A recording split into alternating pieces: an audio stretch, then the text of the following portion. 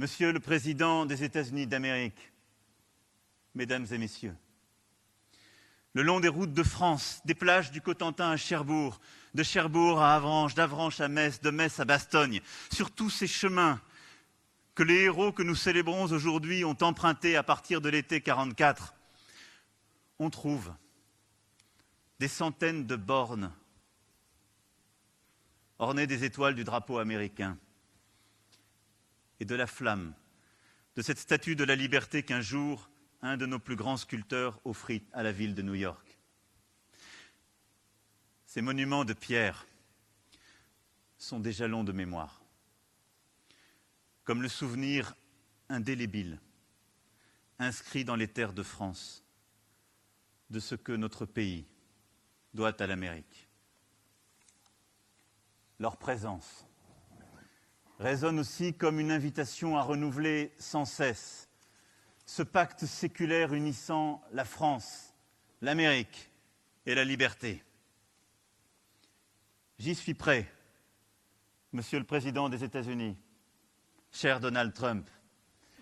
Le peuple de France y est prêt. Prêt à faire vivre cette amitié entre nos nations qui a tant apporté à l'histoire des hommes et dont le monde d'aujourd'hui attend encore tant. Nous sommes prêts et nous le ferons. Alors merci.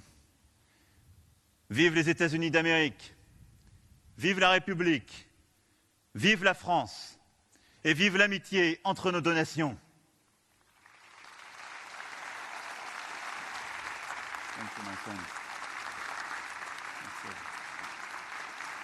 Ladies and gentlemen, President Macron will now present the Legion of Honor to 5 of our World War II veterans.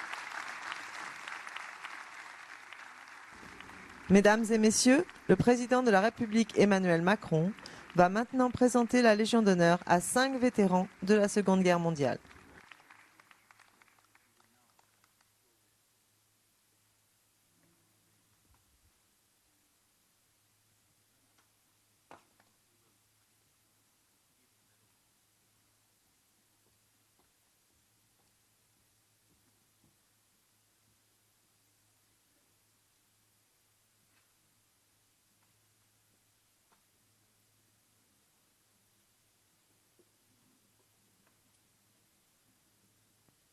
Monsieur Vincent Heinz, au nom de la République française, nous vous faisons chevalier de la Légion d'honneur.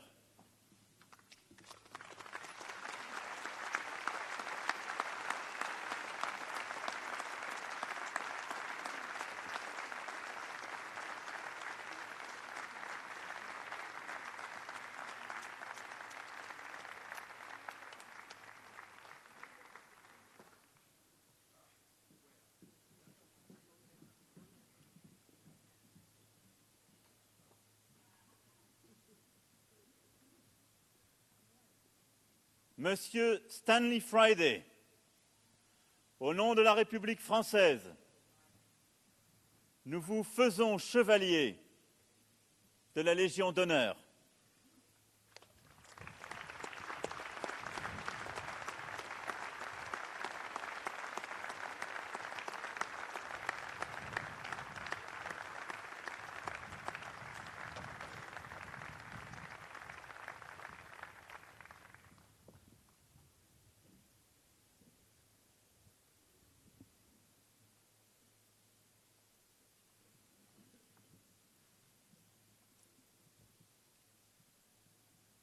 Monsieur Charles Jourot, au nom de la République française, nous vous faisons chevalier de la Légion d'honneur.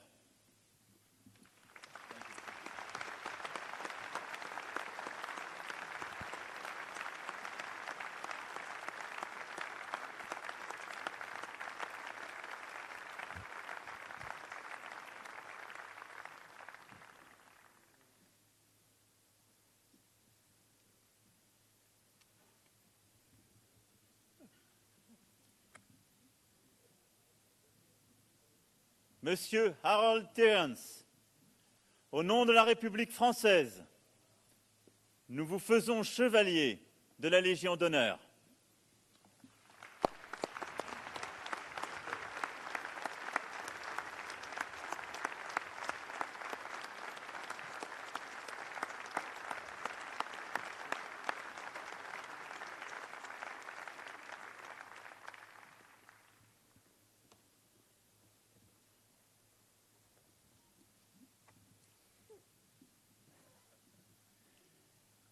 Monsieur Paul Worth, au nom de la République française, nous vous faisons chevalier de la Légion d'honneur.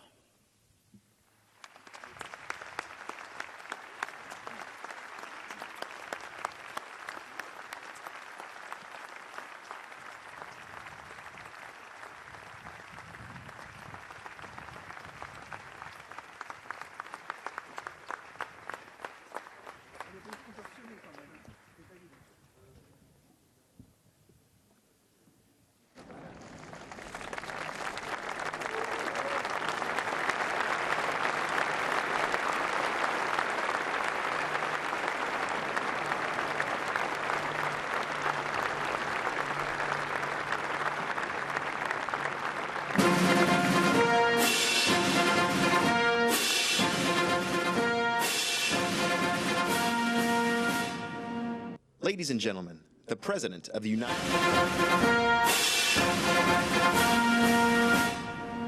Ladies and gentlemen, the President of the United States, Donald. Mesdames et messieurs, Monsieur Donald J. Trump, président des États-Unis.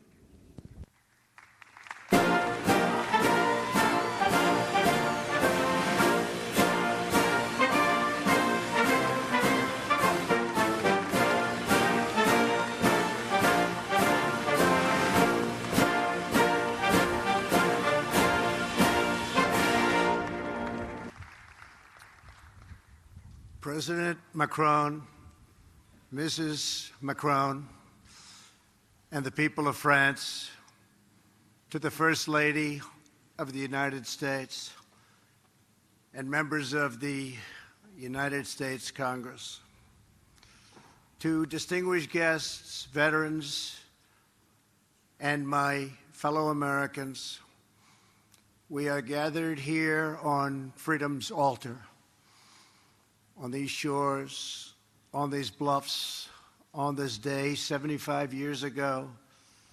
10,000 men shed their blood and thousands sacrificed their lives for their brothers, for their countries, and for the survival of liberty. Today we remember those who fell and we honor all who fought right here in Normandy. They won back this ground for civilization to more than 170 veterans of the Second World War who join us today. You are among the very greatest Americans who will ever live. You are the pride of our nation. You are the glory of our republic. And we thank you from the bottom of our hearts.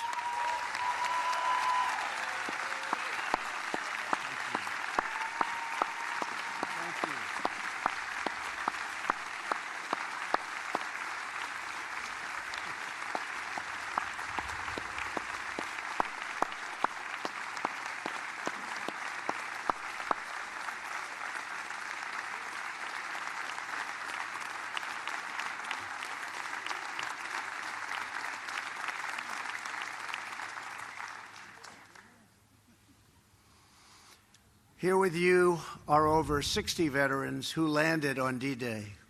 Our debt to you is everlasting.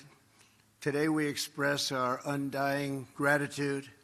When you were young, these men enlisted their lives in a great crusade, one of the greatest of all times.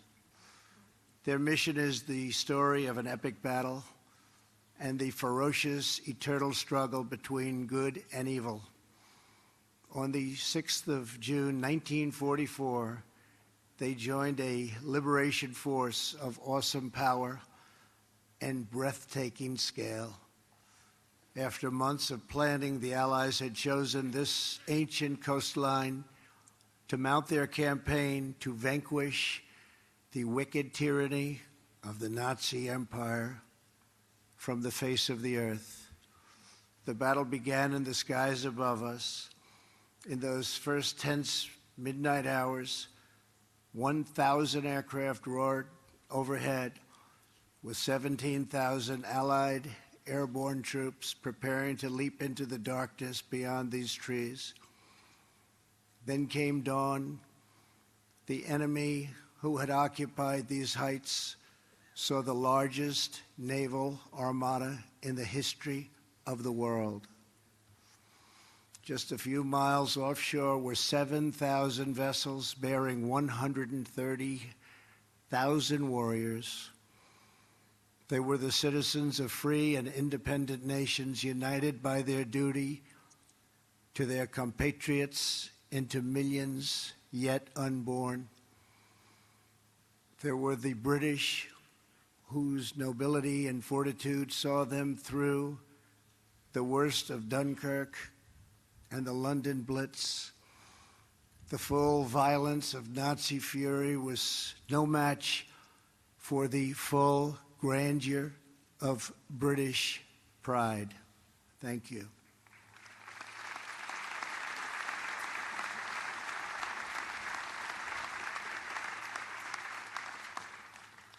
There were the Canadians whose robust sense of honor and loyalty compelled them to take up arms alongside Britain from the very, very beginning.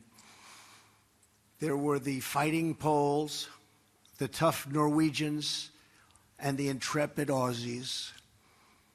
There were the gallant French commandos, soon to be met by thousands of their brave countrymen ready to write a new chapter in the long history of French valor.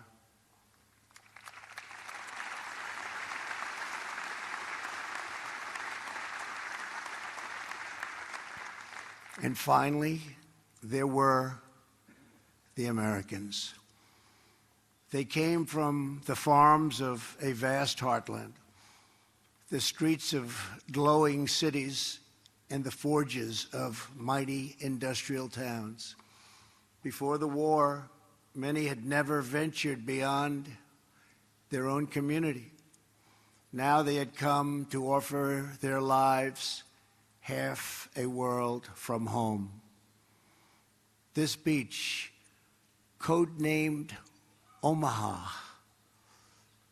was defended by the Nazis with monstrous firepower, thousands and thousands of mines and spikes driven into the sand so deeply. It was here that tens of thousands of the Americans came. The GIs who boarded the landing craft that morning knew that they carried on their shoulders not just the pack of a soldier, but the fate of the world. Colonel George Taylor, whose 16th Infantry Regiment would join in the first wave, was asked what would happen if the Germans stopped. Right then and there, cold on the beach, just stopped them. What would happen? This great American replied, "Why, the 18th Infantry is coming in right behind us. The 26th Infantry will come on too. Then there is the 2nd Infantry Division, already afloat, and the 9th Division, and the 2nd Armored, and the 3rd Armored, and all the rest. Maybe the 16th won't make it, but someone will." One of those men in Taylor's 16th Regiment was Army medic Ray Lambert. Ray was only 23, but he had already earned 3 Purple Hearts and 2 Silver Stars fighting in North Africa and Sicily, where he and his brother Bill, no longer with us, served side by side. In the early morning hours, the two brothers stood together on the deck of the USS Enrico before boarding two separate Higgins landing craft. "If I don't make it," Bill said, "please, please take care of my family."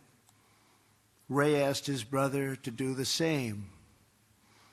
Of the 31 men on Ray's landing craft, only Ray and 6 others made it to the beach. There were only a few of them left. They came to the sector right here below us. Easy Red, it was called. Again and again, Ray ran back into the water. He dragged out one man after another. He was shot through the arm. His leg was ripped open by shrapnel. His back was broken. He nearly drowned. He had been on the beach for hours, bleeding and saving lives, when he finally lost consciousness. He woke up the next day on a cot beside another badly wounded soldier. He looked over and saw his brother Bill. They made it. They made it. They made it.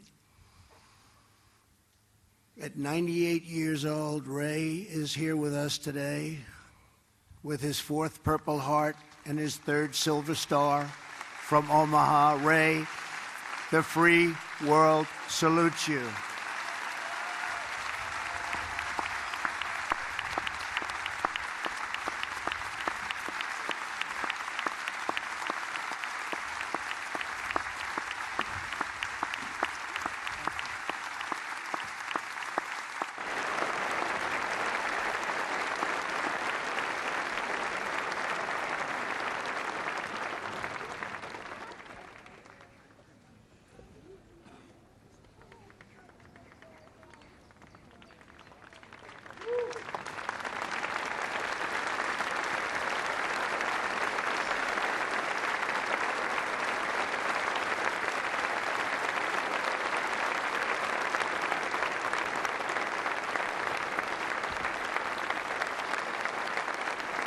Thank you, Ray.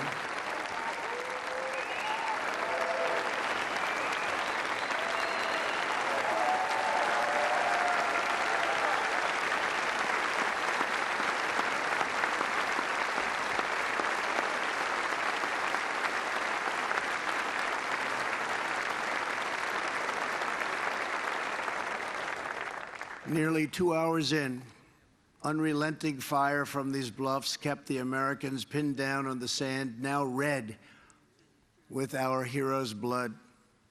Then, just a few hundred yards from where I'm standing, a breakthrough came.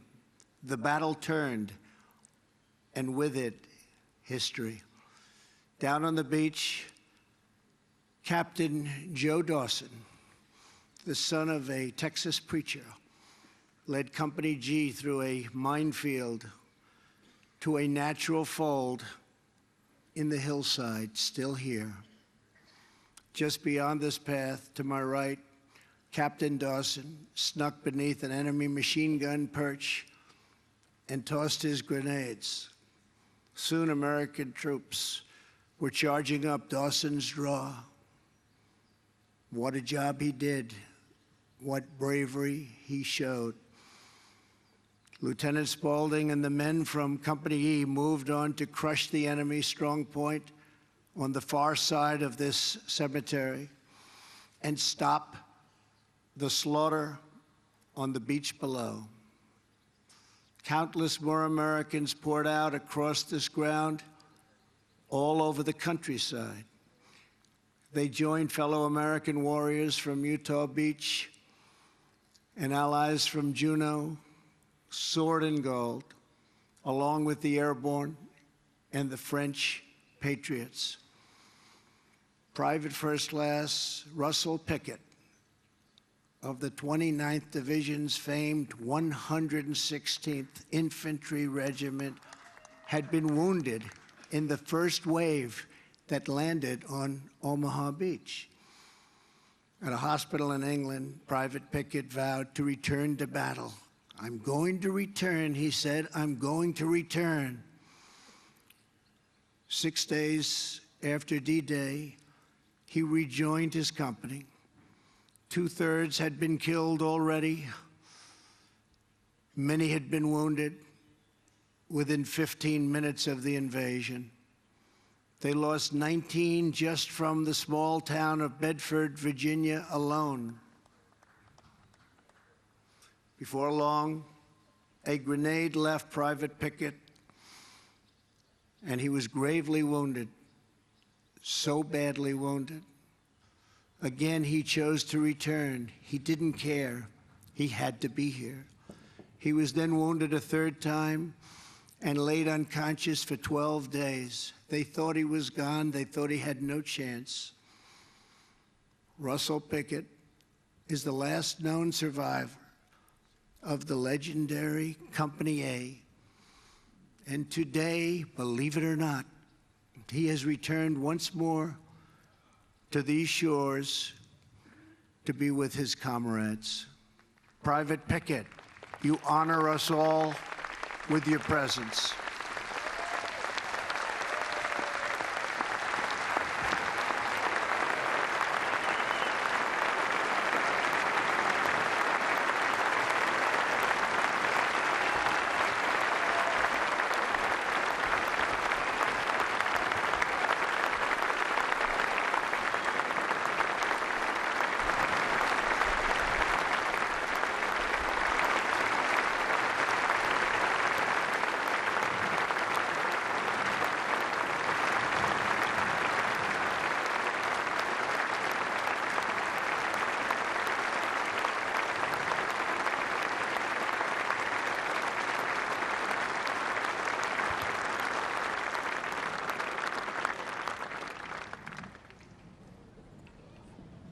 Tough guy.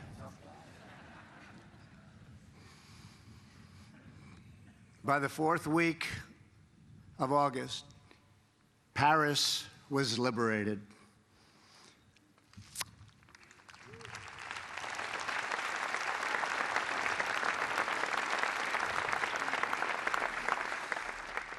Some who landed here pushed all the way to the center of Germany. Some threw open the gates of Nazi concentration camps to liberate Jews who had suffered the bottomless horrors of the Holocaust. And some warriors fell on other fields of battle, returning to rest on this soil for eternity. Before this place was consecrated to history, the land was owned by a French farmer, a member of the French resistance. These were great people. These were strong and tough people. His terrified wife waited out D-Day in a nearby house, holding tight to their little baby girl. The next day, a soldier appeared. "I'm an American," he said. "I'm here to help." The French woman was overcome with emotion and cried. Days later, she laid flowers on fresh American graves. Today, her granddaughter, Stephanie, serves as a guide at this cemetery. This week, Stephanie led 92-year-old Marion Wynn of California to see the grave of her brother Don for the very first time. Marion and Stephanie are both with us today, and we thank you for keeping alive the memories of our precious heroes. Thank you.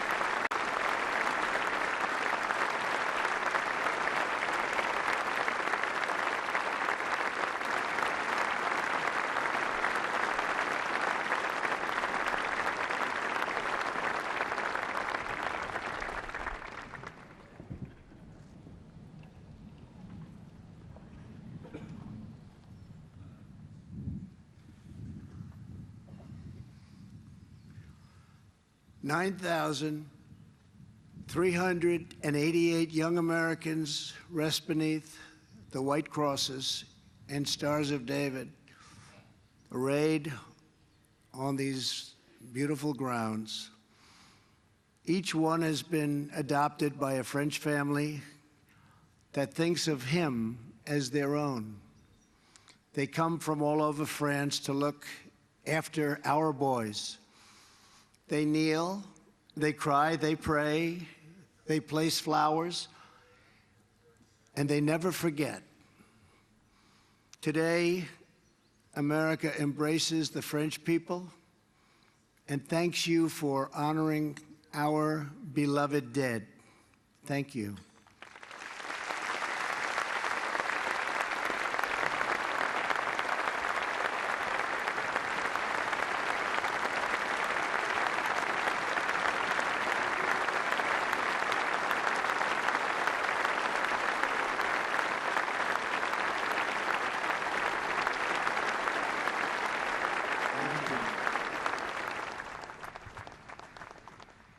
To all of our friends and partners, our cherished alliance was forged in the heat of battle, tested in the trials of war, and proven in the blessings of peace.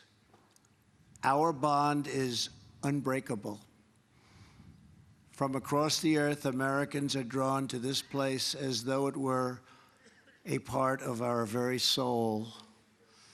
We come not only because of what they did here, we come because of who they were.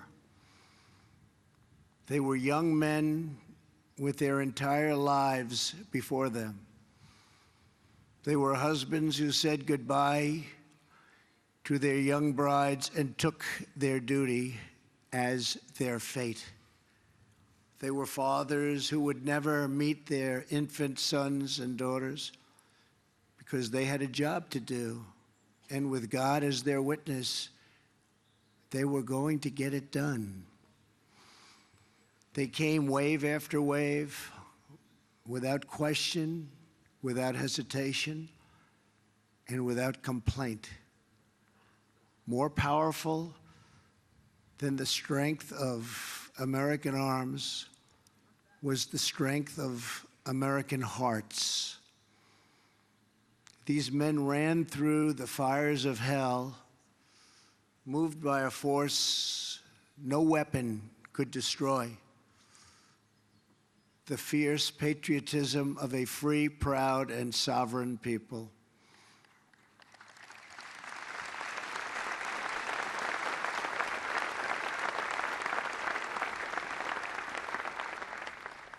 They battled not for control and domination, but for liberty, democracy, and self-rule.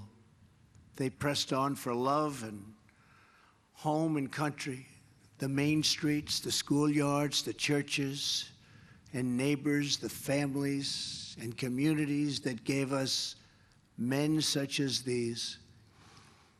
They were sustained by the confidence that America can do anything, because we are a noble nation with a virtuous people praying to a righteous God. The exceptional might came from a truly exceptional spirit. The abundance of courage came from an abundance of faith.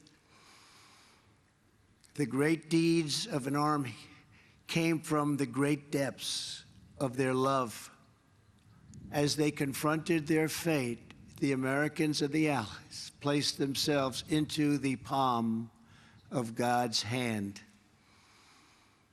The men behind me will tell you that they are just the lucky ones.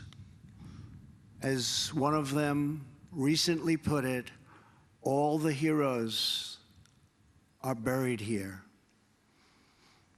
But we know what these men did. We knew how brave they were. They came here and saved freedom. And then they went home and showed us all what freedom is all about. The American sons and daughters who saw us to victory were no less extraordinary in peace. They built families, they built industries, they built a national culture that inspired the entire world.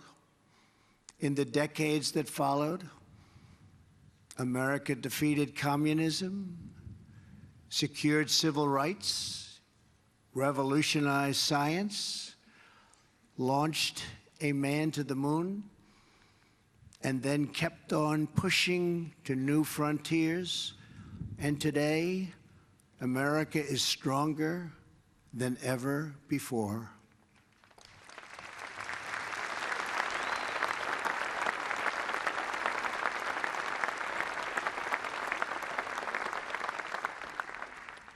Seven decades ago, the warriors of D-Day fought a sinister enemy who spoke of a 1,000-year empire. In defeating that evil, they left a legacy that will last not only for 1,000 years, but for all time. For as long as the soul knows of duty and honor, for as long as freedom keeps its hold on the human heart. To the men who sit behind me and to the boys who rest in the field before me, your example will never, ever grow old.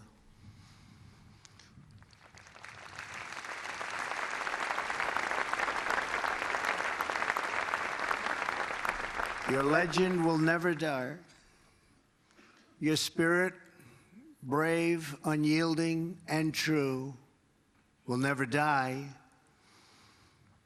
The blood that they spilled, the tears that they shed, the lives that they gave, the sacrifice that they made, did not just win a battle. It did not just win a war. Those who fought here won a future for our nation. They won the survival of our civilization. And they showed us the way to love, cherish, and defend our way of life for many centuries to come. Today, as we stand together upon this sacred earth, we pledge that our nation will forever be strong and united. We will forever be together. Our people will forever be bold. Our hearts will forever be loyal. And our children and their children will forever and always be free. May God bless our great veterans. May God bless our allies. May God bless the heroes of D-Day. And may God bless America. Thank you. Thank you very much.